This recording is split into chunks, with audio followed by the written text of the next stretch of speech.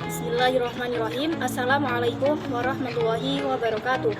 Alhamdulillahirabbil alamin wa bihi nasta'in ala umuri dunya waddin wassalatu wassalamu ala asrofil anbiya'i wal mursalin sayyidina wa maulana Muhammadin wa ala alihi wa sahbihi ajma'in, amma ba'd. Yang terhormat kepada Bapak Muhammad Farhan SPDI, SHUM, MPDI selaku dosen mata kuliah strategi dan metode pembelajaran, serta teman-teman yang berbahagia. Di sini kami akan menyampaikan atau mempresentasikan hasil observasi kami yang berjudul Strategi dan Metode Pembelajaran PAI di SD Negeri Sri Wulan 3 Sayung. Di sini saya ingin memperkenalkan kelompok kami, yaitu dengan saya sendiri, Novi Hidayah, dengan NIM 315023000077. Dan ada Maharani Nur Indasari dengan NIM 315023000051. Yang ketiga ada Santi Sugiarto dengan NIM 315023000065. Dan ada Syarifah Lutfiyah Yasmin As dengan NIM 315023000072. Langsung saja saya akan membacakan latar belakang dari penelitian kami, yaitu pendidikan agama Islam atau PAI memiliki peran yang sangat strategis dalam membentuk karakter dan moralitas peserta didik sejak dini, khususnya pada jenjang sekolah dasar. Strategi dan metode pembelajaran yang digunakan oleh guru sangat berkontribusi langsung terhadap efektivitas penyampaian nilai-nilai Islam dalam pembelajaran. Oleh karena itu, pemilihan pendekatan yang sesuai tidak hanya akan mendukung pencapaian tujuan kognitif, tetapi juga dituntut untuk mampu merancang pembelajaran yang tidak hanya informasi, tetapi juga informatif bagi peserta didik. Selanjutnya, adapun tujuan dari observasi kami, yaitu tujuan utamanya dari kegiatan observasi ini adalah untuk mengetahui strategi pembelajaran yang digunakan oleh guru dalam mengajarkan mata kuliah mata pembelajaran pendidikan agama Islam di kelas 2 SD Negeri Sri Wulan 3, serta mengidentifikasi metode pembelajaran yang diterapkan selama proses pembelajaran berlangsung melalui kegiatan ini. Jadi harapannya itu agar dapat ditemukan pendekatan-pendekatan pembelajaran yang relevan, relatif, dan sesuai dengan karakteristik siswa pada usia dini. Materi selanjutnya akan disampaikan oleh Mbak Maharani Nur Indasari. Selanjutnya yaitu metode observasi. Dalam observasi ini, metode yang digunakan terdiri dari dua pendekatan. Pertama adalah observasi langsung, yaitu pengamatan secara aktif terhadap proses belajar mengajar di dalam kelas, termasuk mencatat respon siswa dan teknik penyampaian guru. Yang kedua adalah studi pustaka, yaitu telah terhadap dokumen-dokumen penunjang seperti RPP, silabus, serta literatur akademik yang relevan sebagai upaya memperkuat landasan teoritis dari data yang diperoleh di lapangan.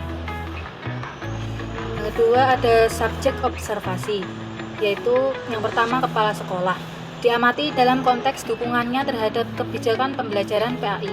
Yang kedua ada guru PAI, bagaimana strategi dan metode dia diterapkan dalam kelas. Yang ketiga ada siswa kelas 2, siswa diamati segi respon, partisipasi, dan keterlibatan mereka dalam menerima dan mempraktikkan materi pembelajaran. Selanjutnya ada lokasi dan waktu observasi. Lokasi di SD Sri Wulan 3 Sayung Demak, waktu Kamis 08 Mei 2025, pukul 07.00 sampai 09.00. Selanjutnya akan disampaikan oleh rekan saya, yaitu Santi Sugiarto.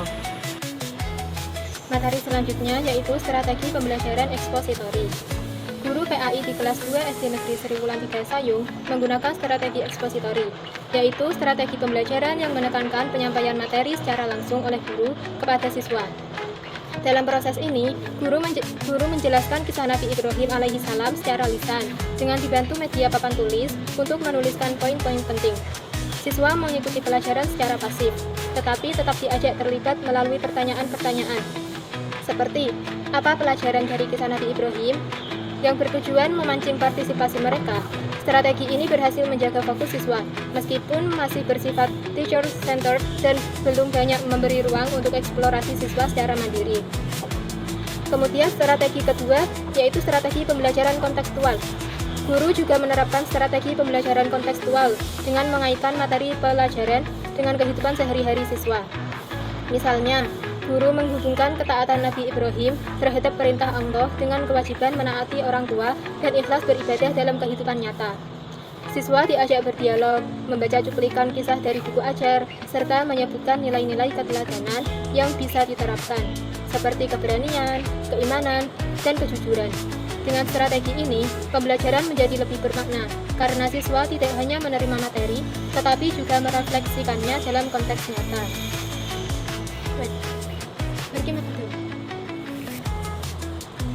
Selanjutnya akan dijelaskan oleh teman saya, Syarifah Lutfiah Yasmin. Kepadanya dipersilakan. Selanjutnya yaitu metode pembelajaran. Di sini, metode yang dipakai yaitu metode ceramah. Metode ceramah digunakan sebagai metode utama dalam penyampaian materi PAI di kelas tersebut. Guru membuka pembelajaran dengan salam, lalu menyampaikan kisah Nabi Ibrahim secara lisan menggunakan modul pembelajaran. Gaya penyampaian yang menarik dan emosional membuat siswa tetap fokus meskipun bersifat satu arah. Metode ini efektif untuk pengenalan awal materi. Apalagi bila disampaikan dengan narasi yang hidup dan mendukung visualisasi siswa terhadap tokoh yang diceritakan. Metode kedua yaitu metode tanya jawab. Untuk membangun interaksi, guru juga menggunakan metode tanya jawab sebagai bagian dari pembelajaran aktif.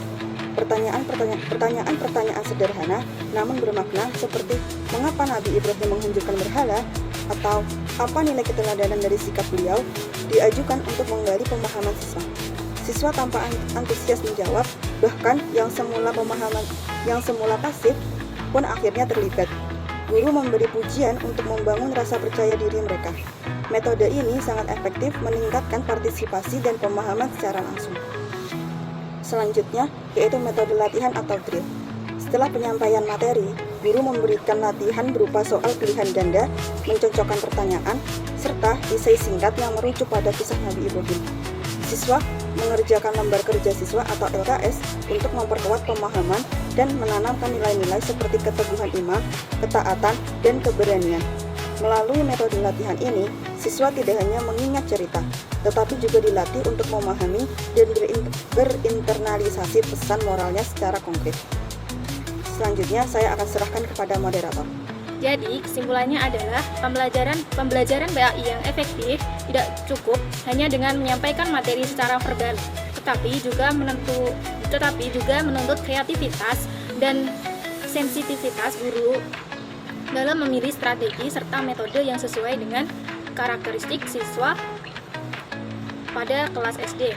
Nah, strategi ekspositori dan kontekstual yang diterapkan di SDN Sri Wulan 3 telah menunjukkan hasil positif, namun tetap perlu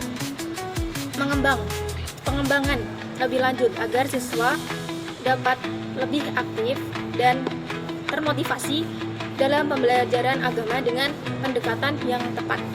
Jadi, PAI tidak hanya membentuk pengetahuan, tetapi juga karakter mulia pada diri siswa. Selanjutnya adalah saran.